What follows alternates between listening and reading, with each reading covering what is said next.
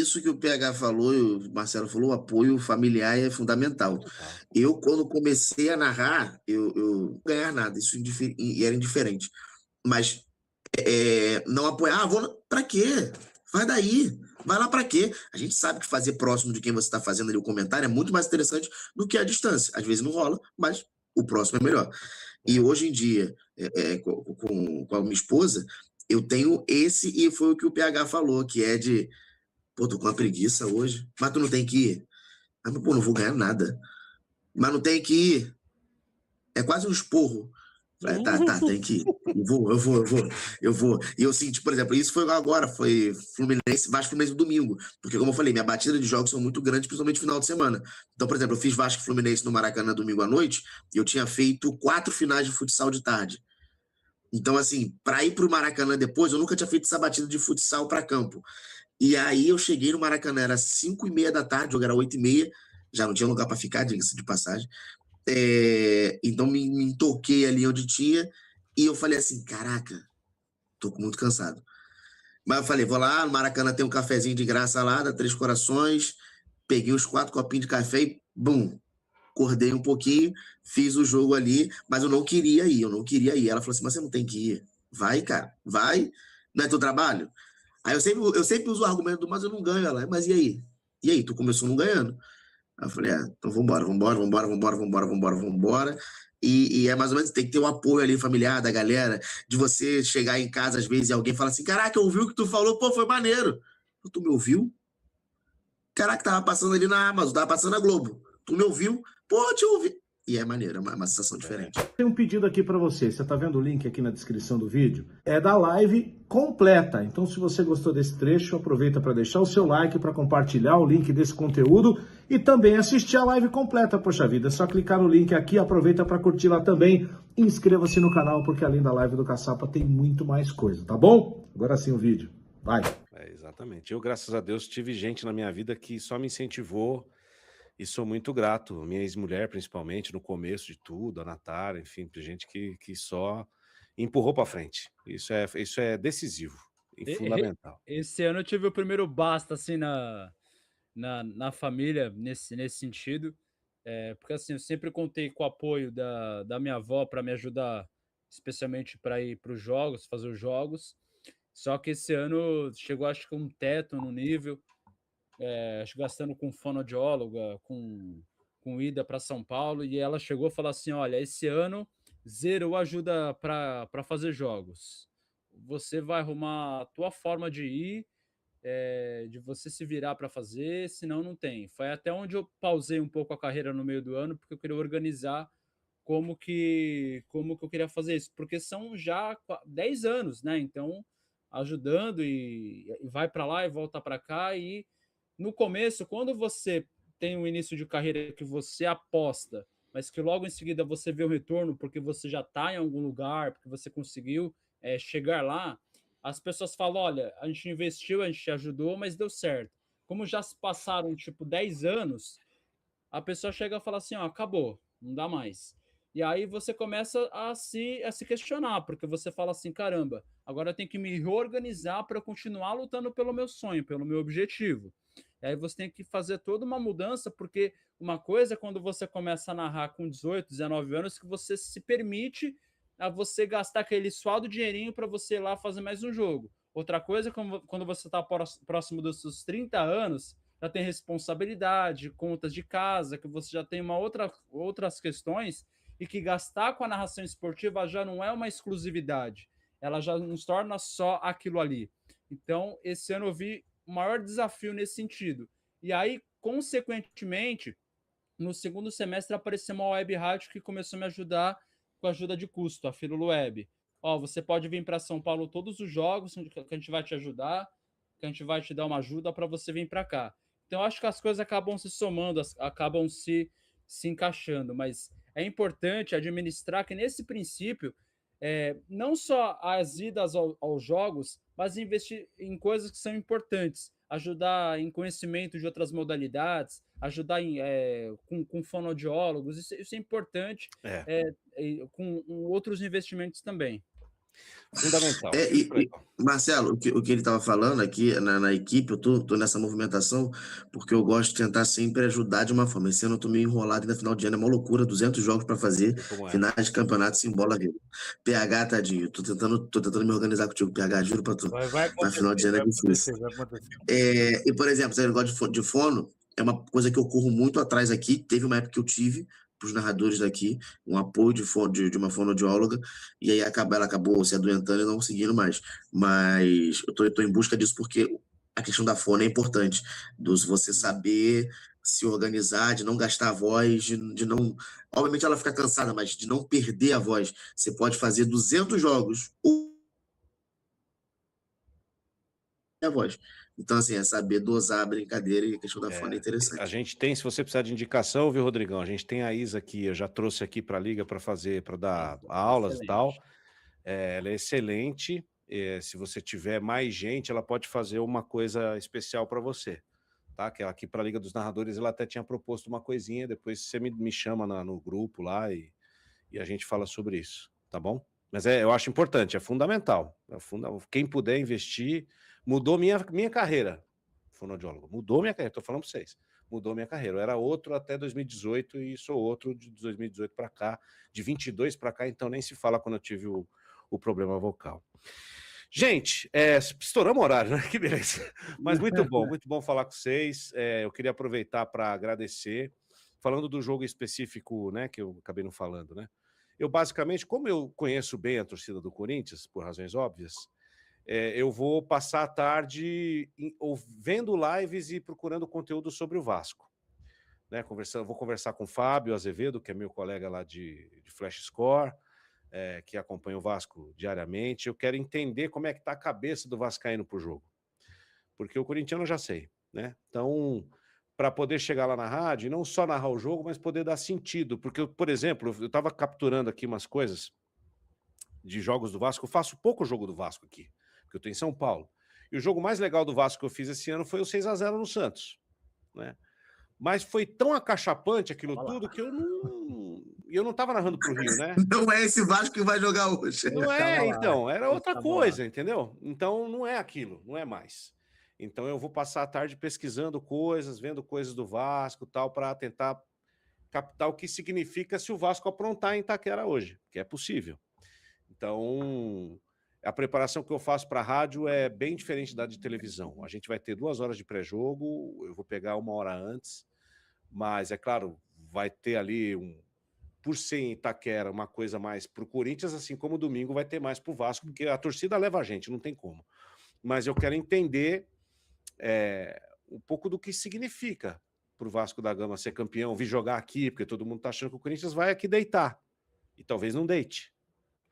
Então a gente tem que se preparar para esse cenário, né? Porque o Corinthians sabe que precisa matar o jogo aqui. Se levar para lá, complica. Mas não é tão simples matar o jogo aqui como as pessoas acham que vai ser. O Vasco que veio aqui perdeu por 3-1, se eu não estou enganado, no Brasileiro, não é o mesmo também. Então, é preciso estudar isso, basicamente. Ô, professor, eu tenho uma dúvida na questão da preparação, que eu já estava até para tirar.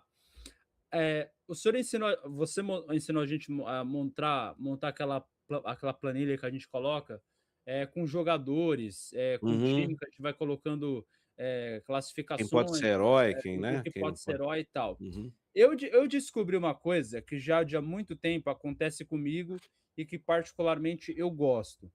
Que assim, seja às vezes por brincadeira ou coisa séria, eu consigo captar muita coisa que vem do estádio. Eu vejo uma luzinha, trago aquilo para dentro do estádio. Eu vejo um jogador lá no canto e falo, o que é aquilo ali? Então, eu me deixo muito impactar pelas coisas que eu vou vendo. Sim. Eu vi um parque de diversões lá em Itaquera, eu falei, hoje vai ser dia de diversão aqui, então eu gosto de trazer essas coisas para trás. Então, por exemplo, se eu estivesse lá em Lima, eu ia falar sobre aquela cordilheira, o que se pode... Eu gosto de brincar com do que está em volta ali. O quão posso deixar de espaço nessa preparação em papel para que eu consiga falar coisas que venham do nada, que venham na cabeça. Por exemplo, eu fiz jogo contra o Flamengo, o Yuri Alberto bateu aquela cavadinha ridícula. Na hora veio na cabeça a de 2017, do Alexandre, não sei Pato. se foi 2000, do Pato. Na hora eu falei, me lembrou Alexandre Pato. Se eu tivesse escrito aquilo lá, eu poderia colocar o Yuri Alberto é vilão, o herói e tal. Eu poderia ter escrito. Só que não me viria a memória que eu tive do Pato naquela cobrança. Sim. Como que eu posso deixar isso em branco para que essas memórias, para que essas coisas venham vindo de forma mais natural? Importante essa pergunta. Na verdade, assim, quando a gente faz aquele mapa, a ideia não é exatamente copiar o que está ali. Porque se você olhar aquilo, eu tenho que dizer o que está escrito aqui, você vai travar sua cabeça, pode até se enrolar, porque já aconteceu comigo isso. Aquilo são ideias. Então eu anoto palavra-chave. Tá. Num papel. Espera só um pouquinho que eu vou pegar meu caderno para mostrar para vocês.